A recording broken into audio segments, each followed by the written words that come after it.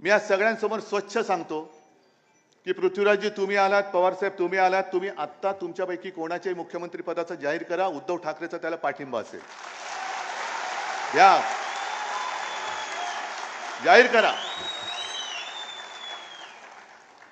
कारण मुळामध्ये मी माझ्यासाठी लढतो ही भावना माझ्यात नाहीये. ज्या क्षणी मी मुख्यमंत्रीपद सोडलं ते पुन्हा जे काही लढतो मी माझ्या स्वार्थासाठी नाही लढत, माझ्या महाराष्ट्राच्या स्वार्थासाठी लढतोय. आणि आजपर्यंत कोणाची हिंमत झाली नव्हती, ती यापुढे सुद्धा होणार नाही. महाराष्ट्राला झोकवण्याची जो हिंमत करतो त्याला आम्ही गाडून टाकतो. ह्या इतिहासाची पुनरावृत्ती आम्हाला करायची, गाडून टाकू आम्ही त्याला. त्याच्यामुळे हे जे काय चाललंय, मुख्यमंत्री कोण होणार तर आत्ता जाहीर करा, या सगळ्यांच्या समोर जाहीर करा. आणि मी तुम्हाला पाठिंबा देतो की नाही ते होऊ द्या, सगळे चॅनेलवाले करून टाका जाहीर.